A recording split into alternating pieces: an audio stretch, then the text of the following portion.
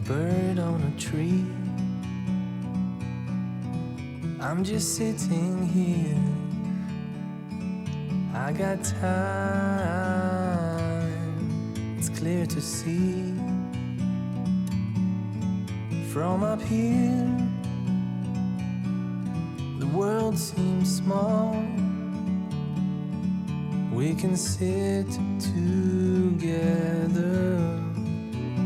It's so beautiful, you and me. We meant to be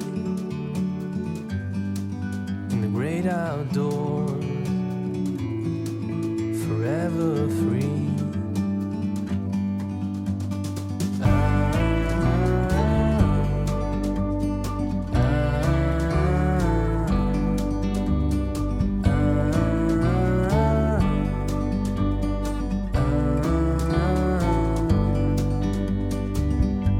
Sometimes you need to go and take a step back to see the truth around you. From a distance you can tell.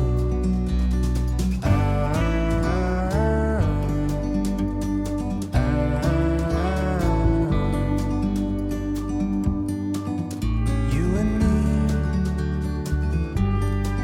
were meant to be in the great outdoors, forever free. You and me meant to be in the great outdoors, forever free.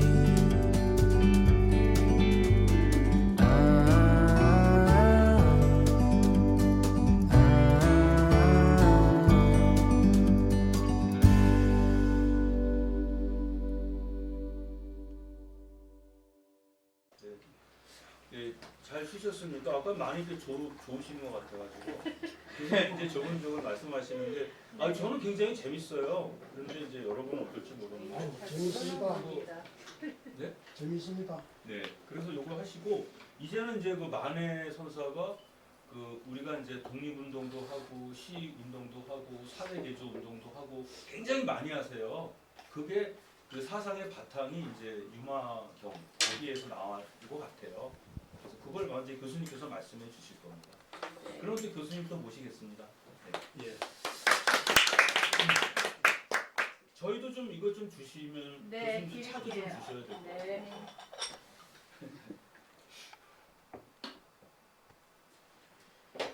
이게 유마경 하면 많은 이제 유마 거사를 중심으로 대성불교, 그러니까 불교가 궁극적으로 추구하는 것이 뭐냐 하는 문제, 이런 문제를 다루고 있는 경전이죠. 이 때문에 여기 이제 대성이라고 하는 게 마하야나, 말 그대로 큰 수레죠. 큰 수레라고 하는 것은 1인용 자전거나 1인용 어떤 뭐 오토바이가 아니라 많은 사람을 태울 수 있는 탈 것이고 기구여서 우리가 버스나 비행기나 큰 배나 이렇게 보다 많은 사람을, 자기만이 아니라 많은 사람을 태우고 함께 저 언덕, 열반의 언덕, 고통이 사라지는 세계로 이끌고 가는 그런 지향을 가지고 있는 것이기 때문에 대성 경전들은 적어도 그런 얘기를 중심으로 쓰고 있습니다. 반면에 대성 이전 경전, 소성 경전들은 자신의 깨달음, 또 존재의 분석, 윤회 주체로서 상정된 무아 윤회수를 얘기하면서도 무아인데 윤회를 한다는 것을 이해하지 못하는 사람을 위해서 잠정적인 윤회 주체를 상정하게 됩니다. 그런데 사람들은 또 윤회 주체를 실제로 알아서 그게 또 집착하기 때문에 그것을 스스로 비판하고 분석하고 이렇게 나름대로 규명하는 노력을 벌이게 되면서 아비달마라는 새로운 설이 제시가 되죠. 그래서 이제 이 유마경에는 처음에 불국품부터 나옵니다만은 부처님의 나라는 어떤 곳인가를 얘기하고 결국 이제 그 부처님의 세계가 구현되기 위해서는 어떤 노력들이 필요하고 하는 것들에 대해서 여러 가지 그 품들 속에서 얘기하고 있습니다. 이 병은 아까 한번 얘기 드렸지만 부처님의 그 술법 자리에 유마거사를 불렀지만 유일하게 칭병, 병을 칭하고 그 자리에 오지 않자 부처님이 당신의 제자들을 유마의 병문안을 보내는 대목으로부터 시작이 됩니다. 그 병문안으로부터 시작되는 이 경에서 다 여러 제자들이 일찍이 만난 유마거사의 그 발변을 감당할 수 없다고 병문안을 사양하게 됩니다. 동시에 이제 그러니까 많은 또 보살들에게 병문안을 권하지만 역시 마찬가지로 그 보살들도 그 부처님의 병문안의 권유를 감당할 수 없다면서 사양하게 되죠. 그러다가 부처님의 명을 이제 어길 수 없어서 유마거사에게 이제 병문안을 가게 되는 방식으로 구성이 되어 있습니다. 그래서 이제 문수사리 문질품이라고 하는 품목을 보면 이제 많은 보살들이 유마거사의 병이 어디서 생겼습니까? 라는 질문을 쭉 하게 되죠. 거기에 대해서 일일이 이제 유마거사는 답변을 하지 않고 문수보살의 질문에 응해서 이제 답변을 하게 됩니다. 그게 바로 이제 문수사리 문질품, 그러니까 병에 대해서, 질병에 대해서 묻는 대목에서 이제 자세히 나옵니다만 그런 얘기를 합니다. 많은 얘기를 하고 있지만 문수사리가 그 집에 들어가서 보니 방에는 아무것도 없고 유마일이 홀로 침상에 누워 있었다, 이런 얘기로 시작이 됩니다. 그때 유마일이 잘 오셨습니다. 문수사리여, 온다는 상의 없이 왔으며 본다는 상의 없이 보십니다. 라고 말하였습니다. 그러니까 이제 문수사리가 말을 합니다. 그렇습니다. 거사여, 만약 이미 왔었다면 다시 올 수 없습니다. 만약 이미 가버렸다면 다시 갈 수 없습니다. 왜냐하면 온다고 하여도 쫓아서 올 곳이 없으며 간다고 하여도 쫓아서 이럴 데가 없으며 볼 수 있는 것도 다시 볼 수 있는 것이 아니기 때문에 일은 그만두고 거사여, 병은 참을 만하십니까? 치료하여 좀 나으셨습니까? 약화된 것은 아닌지요? 교사님께서는 간절하게 한없이 물으셨습니다. 거사여, 이 병은 무엇으로 인해서 생겼으며 그것이 생긴 것은 얼마나 오래되었으며 어떻게 하면 그 병이 나을 수 있습니까? 이런 질문을 이제 합니다. 거기에서 이제 유마거사는 이 병은 중생들 때문에 생겼다는 얘기를 하죠. 그 병이 언제 다 났습니까? 중생의 병이 다 나을 때 보살의 병이 났습니다. 보살의 병은 중생으로부터 시작됐고 중생이 병이 다 나을 때 보살의 병도 다 낫는다 얘기를 하죠. 다시 말하면 중생이 아프기 때문에 보살이 아프다, 이런 얘기를 하는 것이죠. 자, 이때 이제 중생의 병이라는 것, 이것을 그대로 환치하면 우리 대한 사람들, 조선 사람들의 병은 결국 나라를 잃었다는 것, 국만, 나라를 빼앗겼다는 게 이 대한 사람의 병이죠. 그 병이 언제 다 사라지겠습니까? 결국 나라를 되찾을 때 그 병이 다 사라진다는 얘기를 하는 거죠. 자, 이 대목과 마무리해서 만해 선사는 결국 유마경 강의를 통해서 하고 싶은 얘기가 바로 이 유마거사의 이 답변, 중생이 앓기 때문에 내가 아프다, 이 얘기를 사실은 이 대한 사람이 아프기 때문에 만에 내가 아프다, 이 대한 사람의 병이 다 나아야만 만에 나 자신의 병도 다 낫는다, 이런 의미를 하고 싶었던 것이 아닌가 하는 생각이 들고요. 그러나 결국 이 경의 역주는 완성되지 못했습니다. 그 완성은 사실은 만회가 시키는 것이 아니라 어떤 의미에서 이 대한 사람들이 스스로 병을 낫게 해야 됐을 것이고 결과적으로 타율적이 됐습니다만 우리는 해방을 맞이했고 오늘 이제 이렇게 세계 6위권 정도의 공격으로 지금 올랐었습니다. 이게 이제 1944년의 상황과 달리 만해 입적 직전 지금 한 80년이 지났지 않습니까? 80년 이후에 우리가 맞이한 상황인데 결국 중생의 병은 우리 민족의 병이었고 그것은 결국 국망이라는 것이었죠. 그 병을 나을 수 있게 된 것은 결국 국제 정세가 시절 인연이 그렇게 도래해서일 수도 있겠죠. 미소의 여러 정책 관계 속에서 결과적으로 반복을 맞이했습니다.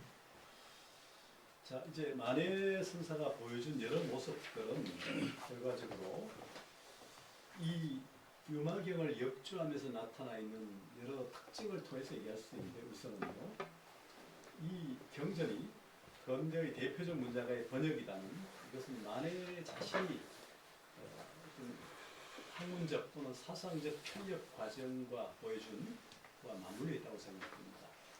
동학과 관련됐고 전통 한학과 관련되어 있는 한문을 접했지만 여러 상황 속에서 결국 성리학, 조선 주작 성리학 가지고는 안 되겠다. 도가는 이미 해체가 되었고 결국 그 대안으로서 삼은 것이 불교 내지는 불교 개혁고, 출가를 했고 출가 이후에 이제 불교의 교육 시스템에 의해서 치문관, 사집, 사교, 대교 방식을 잇따라서 배우지 못했지만 여러 간격이 있긴 합니다만 결국 텍스트를 공부한 것을 보면 사집, 사교, 대교까지 공부한 것으로 추정해 볼 수 있는데, 불교적인 한학 이런 부분에 대해서 공부한 이후에 이제 유학, 불학 이 저술들에 대한 나름대로의 통찰 속에서 그 대가의 그 모습을 보여주는 그런 번역을 보이고 있다는 것. 또 하나는 이제 유마의 삶을 실정적으로 살다간 인물이 바로 이제 만해 자신이라는 거죠. 그러니까 유마힐의 삶을 대상한 것이 아니라 이게 유마힐의 삶을 주체화해서 만해는 그렇게 살았고, 그가 보여준 생평이 바로 그런 모습이고, 그런 모습에서 마치 자신이 보여준 모습은 결국 유마의 모습과 방불케 했던 것이 아닌가. 유마를 의식하고 한 것은 아니다 하더라도 적어도 그런 부분을 보여준 것으로 보입니다. 그런 의미에서 이 유마경 강의의 이 의미가 더 살아나고 만년작이었다는 의미에서 결국 그의 생평이 이 만년과 어우러져 보인다는 것입니다. 그 다음에 또 하나는 이제 대강백의 안목으로 주석을 달고 내용을 풀이했다. 여기 이제 학자고 초학자가 있고 또 만학자가 있을 수 있죠. 초기에 다르고 중기에 다르고 후기에 다를 수밖에 없고요. 농익어서 대가의 안목을 가지려면 좀 시간이 걸릴 겁니다. 그런 맥락을 보면 단순하게 소소한 단어에 대한 각주만이 아니라 전체를 바라보는 안목, 그리고 전체를 통찰하는 그런 어떤 여러 가지 그 언어들, 이런 부분들을 가지고 풀어내고 있는데, 당시에 국한문 호용 시대임에도 불구하고 오늘 처음 이제 33년에 한글 표기법 개제됐습니다만 그런 것들까지도 수용하면서 상당히 지금 읽어도 크게 거슬림이 없는 문장으로 풀어내고 있다는 의미에서, 그리고 소소한 주석을 넘어서서 좀 더 전체적인, 달리 말하면 여러 대가들의 주석서를 참고해서 제시하면서 번역하고 있다. 그러니까 경, 논, 소 이런 등등을 율까지 참고해서 제시하면서 풀어내고 있다는 것이 특징이죠. 현대 번역본에 보면 이제 각주를 달아서 출전, 전고, 전거를 밝히는 것처럼 그 시대에도 이미 그런 것을 하고 있다는 것이 중요합니다. 또 하나는 이제 만년의 삶과 경험이 녹아있는 번역이다. 이건 전체가 통하는 것입니다만 이게 젊은 시절의 번역이 아니라 만년의 번역이다. 적어도 40년, 33년에 시작했다고 볼 수 있지만 불교지에 실었을 때 보충된 내용을 근거로 본다면 적어도 79년생이니까 59세, 60세쯤에 했던 작업이라는 거죠. 한 인간이 60을 산다는 것, 환갑을 지난다는 것, 이런 것은 굉장히 중요한 의미가 있다는 생각이 드는데요. 사이클이 한번 바뀌잖아요. 우리 동양에서 말하는 게 기가 하나 바뀌는 거니까, 이런 의미에서 보면 그 사이에 살았던 삶의 어떤 여러 가지 경험, 이런 것들이 녹아있는 번역이라는 의미에서 상당한 의미가 있다는 그런 생각입니다. 또 하나 이제 아까 얘기했지만 우리가 이 경이 왜 완결되지 못했을까? 완결되었으면 참 좋았을 것을 이런 아쉬움이 있습니다만 1940년 이후에 여러 만해가 직면하고 있는 상황이 녹록치 않았다는 거죠. 일제의 어떤 그 정책이 문화 정책으로 바뀌고 대동아 전쟁으로 이어지는 그런 과정 속에 있을 때로 보이는데요. 그리고 점점 더 강고해지는 일제 통제들이 결국 만해로 하여금 심신을 좀 지치게 만들기도 했고 또 그 중풍 또 심지어 영양실조까지 가는 이런 곤혹의 상황에서 이루어졌기 때문에 결국 이런 과정 속에서 이루어진 이 미완의 번역은 결국 완성 우리가 시켜가야 될 과제로 준 것이 아닌가. 유마경 주석 자체는 미완의 완성이라는 의미에서 미완성 교양록처럼 오히려 독자가 그 비어 있는 부분을 채워가야 되게 만들었다는 의미에서 실천적 의미를 소환하고 호명하는 것이 아닌가 하는 생각이 듭니다. 그래서 이제 유마경의 번역 자체가 보이는 것이 단순한 글자를 쫓아가는 축자적 번역이 아니라 오히려 보살의 삶을 살아가는 맥락에서 그가 번역했다는 것. 적어도 이런 경우에 보살은 이렇게 살고 이렇게 대응한다는 모습을 담아내고 있지 않는가 이런 생각을 금할 수 없다는 것이죠. 그래서 그가 유마의 삶을 살았다는 것 자체가 중생이 아프면 보살이 아프고 이 한마디가 결국 만해의 실천적 삶에 대한 당위를 뒷받침하는 교환자 성전으로 온 것이 아닌가. 많은 경전 중에 왜 유마경인가? 그리고 많은 그 대화 중에 왜 이 유마의 대화에 주목을 했는가?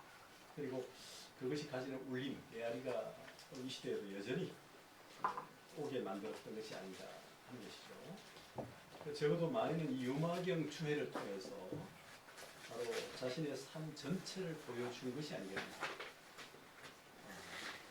1879년에 태어나서 그 나라가 노란 지위에 있던 시기에 유교를 접했고 또 결혼을 했고 다시 출가를 했고 돌아와서 또 다시 출가를 해서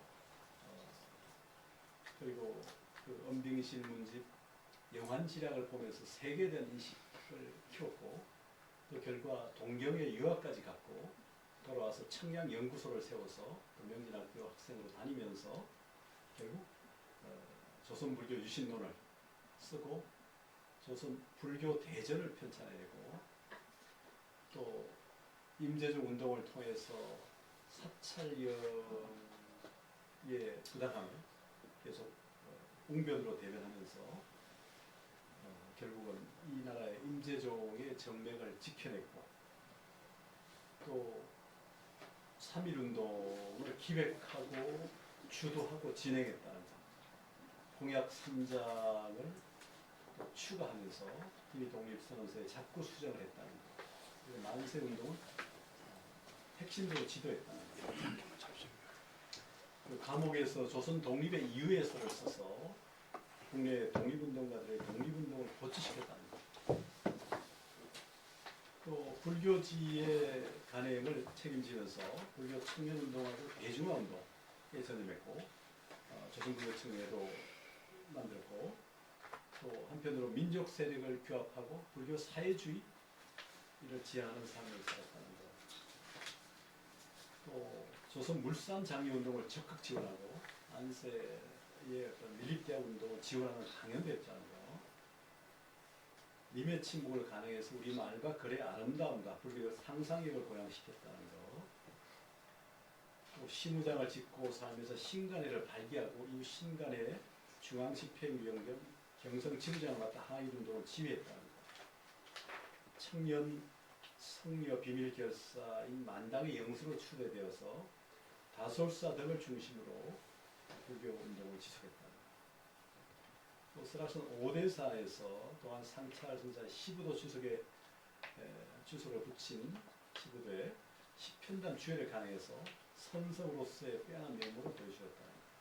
매월 땅의 관점과 또 동안 조선 본적의 관점과 또 다른 또 조선의 흑풍 등의 그 장편 소설을 간행하면서 대중화 민족 운동에 일조했다는 것. 조선인 학병의 출정을 반대했다는 것.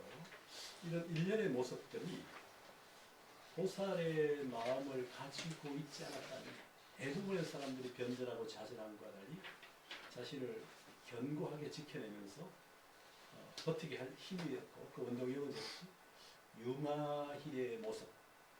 아니 30일 본산제 주지들이 무슨 총독부에 아부하면서 이렇게 굴종의 모습을 보이는 것을 마치 부다의 제자들이 보살들이 자신을 병문안 왔을 때 유마힐이 질타하는 모습, 소승의 견해를 질타하는 모습과 어우러지키면서 결국 유마힐의 그 사자후가 자기 자신의 사자후로 이렇게 전이된 것이 아니라는 그런 모습을 보여줬다는 거죠.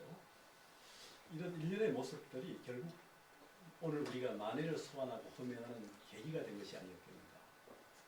우리가 이 시대에 새로운 인물을 소환하고 호명할 때 그 대상이 많지 않은데 그 만해가 보여준 삶은 유마힐이 보여준, 유마경이 보여준 모습의 전거를 가짐으로써 그 울림과 메아리가 여전히 생겨났고 오늘 우리가 이 자리에서 만해를 다시 생각하면서 유마힐을 호명하고 소환한다는 것 이런 거와 맞물려 있지 않은가 하는 생각이 들면서요.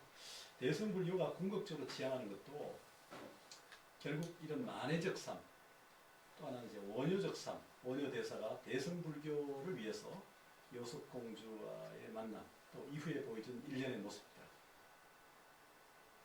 이런 거와 맞물려 있다는 것이죠.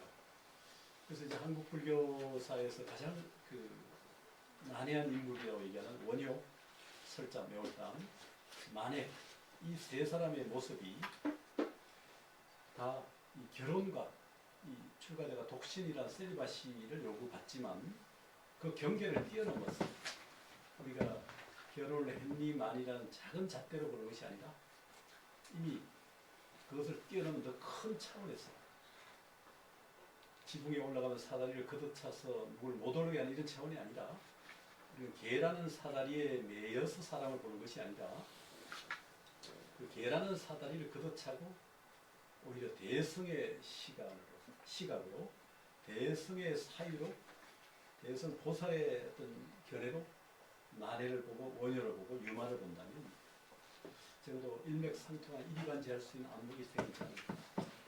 대승불교가 지향하고자 했던 모습은 이 땅에 유신이면서 오늘 우리 불교만이 아니라 뭐 고유한 전통 사상이든 또 서양간 파만 사상이든 새로운 어떤 모델, 우리 손 박사님 얘기했던 이 부분이시죠. 이 평범한 인간을 넘어서는 인간이 대 인간이 아닌 이런 보통 인간이 아닌 거죠.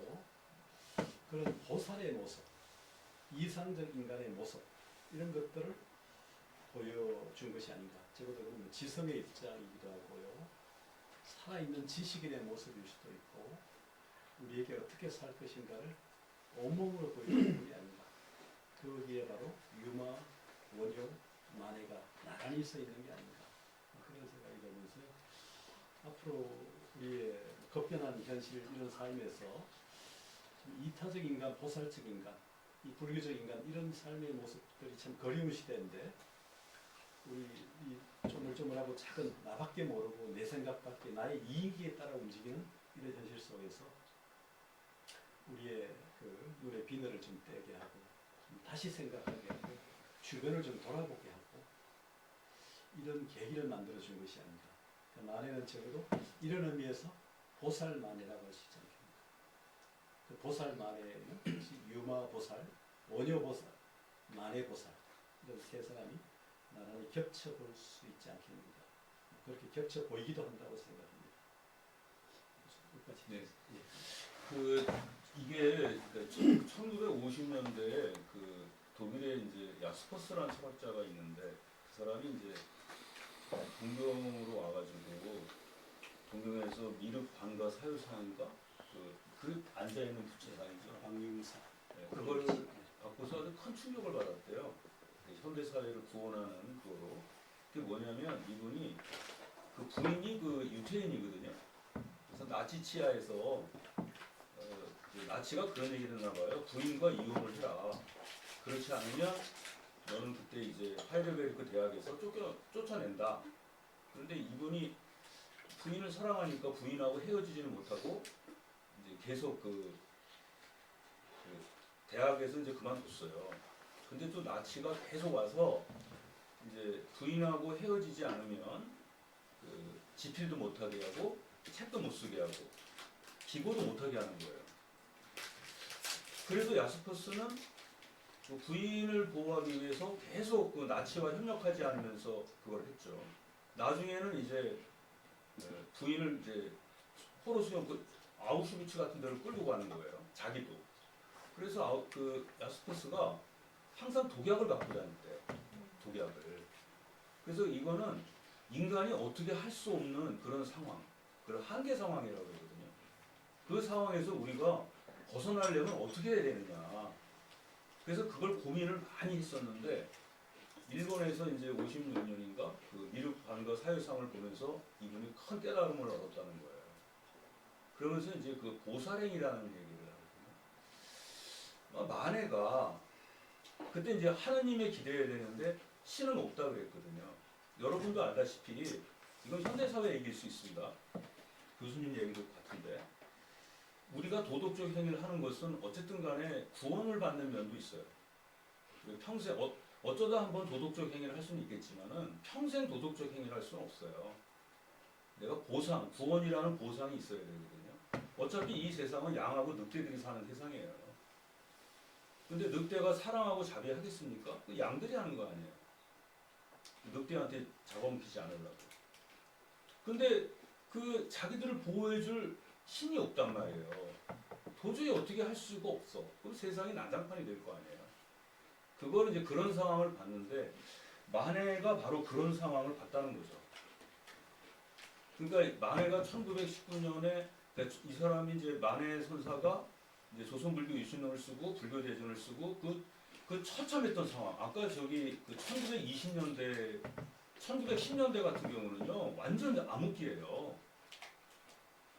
그래서 3.1운동이 일어나고 나서 1920년대에 신문과 잡지가 만들어지거든요. 그리고 아까 만해 선사께서 1940년도 이후에 글을 못 쓰는 게 신문 잡지가 다 폐간이 돼버려요. 완전히 암흑 통치가 되는 거예요. 언론이 없어. 그 조지 오웰이 쓴 동물농장처럼 아무것도 없는 거예요. 언론이 다. 그런 상황에서 만해는 한계 상황을 느꼈던 거죠. 여기서 과연 우리는 어떻게 살아가야 되나. 거기서 이분이 이제 1933년도에 이제 유마일 주석을 쓴 것도 그때는 왜냐하면 희망이 안 보였어요. 1935년도 되면은 뭐 최린이라든가 최남선이든 이광수든 전부 다 전향합니다. 그때 전향하지 않은 사람이 만해하고 홍명희 선생 같은 정도. 전부 다 전향을 해요. 그러니까 민족의 미래가 안 보이는 그 처절한 시대예요. 그런 상황 속에서 만해가 뭘 택했을까? 그러니까 이제 중생이 아프면 보살이 아프다. 이런 생각을 하신 것 같고, 그래서 아마 유마이를 주석을 하신 게 아닌가. 그러니까 우리가 그런데 이제 우리가 봐서 만해를 단순한 독립운동가라고 하기 어려운 것이 그게 이제 어떤 인간사랑, 인간다움 그런 세상을 그리신 것 같아요, 이분이. 그래서 그 유마일의 그 단순히 승려 같으면 사찰에 머물러서도 있을 수 있잖아요. 대부분의 승려들이 사찰에 머물러 있었어요. 현실 참여를 안 하고. 그러니까 사찰을 지킨다는 명분 하에. 근데 이분은 이제 현장으로 들어간 거예요. 자기도 이제 편안한 삶을 살 수 있음에도 불구하고 현실로 들어가 버린 거죠. 대중을 구해야 되니까. 그때 자기가 그렇게 했던 것은 원효라든가 아까 말씀하셨던 이제 김시섭이라든가 그래서 이제 여기서 결국은 유마희를 떠올리시지 않았을까. 그리고 이걸 주석함으로써 자신의 생각이 옳다는 것도 보여주고 또 자신의 정신, 의지, 용기도 바로잡고 그걸 가지고 이제 현실로 들어가신 거죠. 그런 점에서 오늘 이 유마경이 이제 그래서 우리가 이걸 택했습니다. 교수님하고 상의해서. 그러니까 당시에 만해 선사가 어떤 분이셨는지 이제 아시겠죠. 그분이 홍성의 고향이시라서 오늘 또 결성하고 또 깊은 관련이 있어요. 그래서 오늘 이걸 찾아봤습니다. 대충 이렇게 이해되십니까? 네. 예, 그러니까 단순히 독립운동으로 보지 마시고 그분의 마음속에 뭐가 있는지 보시면 돼요. 여러분도 이렇게 어려울 때 가정에만 머물러 계시지 말고 그 하이데거가 얘기한 것처럼 적극적인 사회 참여를 하고 이 사회가 지금 지로기마의 세상이잖아요.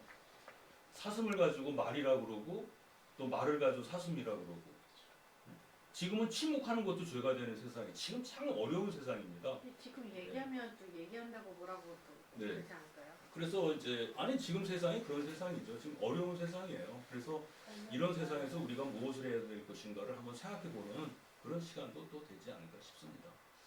자, 그래서 이제 그렇게 제 얘기 마치고요. 교수님께서 한번 다음 주에 할 거를 겸해서 한 말씀 해주시고 마치도록 하겠습니다. 예. 그 미륵 반가사유상 얘기하셨는데 아마 야스퍼스가 일본에 간 데는 그 교토의 광융사라는 제가 있죠. 코류지. 호류지는 범융사고 범융사 넓을 광자 이제 코류지인데 거기에 이제 일본 국보 1호가 있죠. 목조 반가사유상. 이제 그 목조가 어디서 왔느냐? 한반도에서 왔지 않느냐? 적송이 그 당시에 일본에 없었기 때문에 그리고 그 조선한 사람 역시 백제의 어떤 장인이 아니겠느냐 이런 얘기를 많이 합니다만 이제 그 우리나라의 국보 국립박물관에 78호 있죠. 그 청동관, 83호 삼상관 이렇게 있습니다만 이제 이 불상을 보고 이제 미륵 반가사는 미륵이냐 청년 미륵이냐 아니면 젊은 시절 부다의 모습이냐 서로 이제 논란이 가 있는데 양쪽으로 다 볼 수 있을 거라 생각합니다. 이 고뇌하고 있는 이 고뇌의 내용이 과연 뭐냐 이런 것 텐데요. 저는 그 시를 써본 적도 있는데 한 2편. 젊은 시절에 뭐 예를 들어 뭐 현장에 들어가서 뭐 이렇게 또 뭐 꽃병을 들고 짱돌을 들고 이렇게 하는 그런 시절도 있을 수 있겠지만 또 그 장미 사과나무 아래 앉아서 그 시타르타가 농부가 가는 쟁기에 달려 죽는 벌레 지렁이 또 그 새가 날아가서 쪼아먹는 모습 작은 새가 또 그 뒤 더 큰 새가 이 새를 노리는 모습들을 보면서 왜 저 연약한 지렁이 같은 벌레는 저렇게 먹혀야 되고 더 큰 또 새에게 또 작은 새를 먹혀야 되는지 고뇌하면서 결국 나중에 출가까지 이렇게 되죠.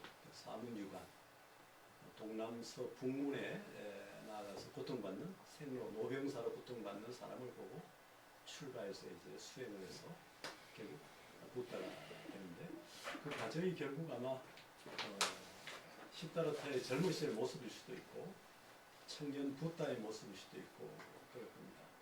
아마 유마 거사도 적어도 청년 뭐 마음이 적은 청년이니까 유마에서 청년 유마의 모습이 아닌가. 원효도 역시 청년 그 원효의 모습이 아닌가 하는 생각이 들고요. 만해도 역시 그 청년 만해의 모습이 여전히 만년까지 유지된 것이 아닌가. 그건 결국 이제 중생에 대한 구제 또는 고통받는 사람들에 대한 어떤 그 고통을 덜어주기 위한 그 보살의 마음 이런 것이라고 생각하는데 이런 그 따뜻한 인간에 대한 어떤 휴머니티 이런 의미들이 결국 만해의 평생을 지배한 게 아니었는가 하는 생각도 들고요. 누가 가르쳐줘서 하는 게 아니다. 스스로 대성불교나 또 철학이나 사상이 궁극적으로 가져야 될 모습이 결국 그런 것이 아닌가. 우리가 각 개별적인 존재자들이 갖는 보편적인 모습들일 수밖에 없지 않는가. 그게 이제 감당이 안 되니까 그렇게 하지 않는 사람이 대부분일 텐데 그걸 감당하려면 역시 불교식으로 말하면 법력을 키워야 수행을 통해서 법력을 키워야 흔들리지 않고 갈 수 있는 거죠. 무소의 불처럼 혼자서 갈 수 있는 건데 그러기 위해서는 법력을 키우는 과정이 필요한 것이고요.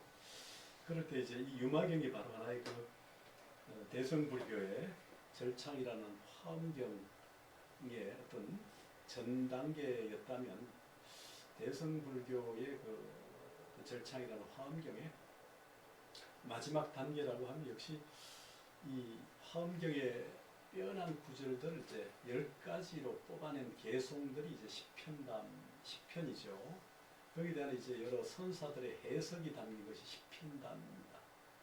그 해석들을 다시 모아서 주석들을 모았고 우리나라는 이제 우리 설장, 김시섭 또 지금 그 만해 또 중국의 여러 선사들 만해는 만년에 역시 아주 만년은 아니지만 20년대 후반에 역시 10편단 주회라고 하는 그 동안 상차 조동종의 10편단을 중심으로 자신의 견해를 보이고 있습니다. 이걸 이제 매울당 열경 그 설잠과 다른 차원으로 또 보여주는 모습이 있어요. 설잠도 유자로 출발했고 불자로 기결했지만 만해도 사실 유학부터 출발해서 불교로 갔는데 그 만해와 설잠은 좀 관점이 좀 다른 부분이 있습니다만 결국 이런 주해는 결국 그 사람의 그릇, 그 사람의 이 세계관, 그 사람의 어떤 그 눈높이 안목들을 보여주고 있어서 만해가 지금 79년부터 1879년, 지금 44년까지 저도 21년 65세가 되죠. 우리 66세, 65세. 65세 정도를 살면서 보여준 그 삶의 피날레, 그 중에 이제 마지막 열매라고 할까요? 시기적으로는 유마계가 좀 먼저 나왔지만 결국 불교 사상사에서 보게 되면 화음의 꽃과 선의 열매일 수 있고 꽃에서 열매가 나온다면 시편담은 결국 만해 사상의 하나의 결실, 열매가 아닐까 하는 생각이 듭니다. 그런 의미에서 유마경과 시편담은 짝으로 만해가 보여준 사상의 그 궁극이라고 생각이 되고요. 다음 달에는 그 모습을 통해서 만해를 종합적으로 한번 다시 되짚어보는 그런 시간을 가져볼까 합니다. 그 시편담을 그분이 이제 그 쓰시고 내려와서 썼다는 시가 님의 침묵이죠, 그날이요. 그렇죠. 예. 그 다음 시간에는 님의 침묵을 같이 한번 토론해 보겠습니다. 시편담 하시면서 님의 침묵 꼭 읽어오세요. 네. 그거를 시편담으로 해석을 한번 해보죠. 여러분이 계속 문학으로만 했는데 우리는 좀 더 높여가지고 시편담을 보시면 아 이게 님의 침묵이 이렇게 깊은 시구나 이런 걸 아실 거예요. 자 그러면 다음 주에 여러분 또 뵙기로 하고 오늘 시간 마치겠습니다. 네, 수고하셨습니다. 감사합니다.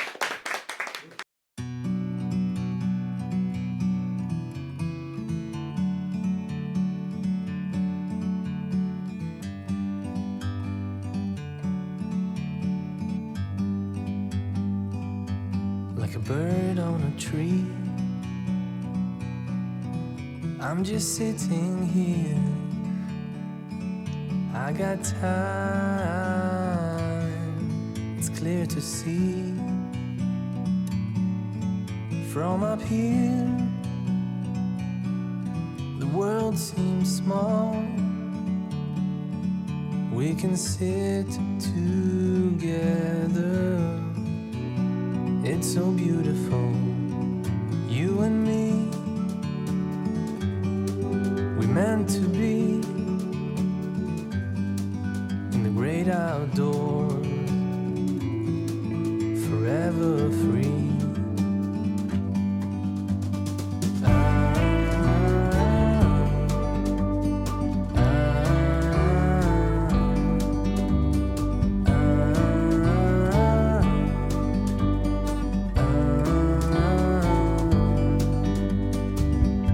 Sometimes you need to go and take a step back to see the truth around you. From a distance you can tell.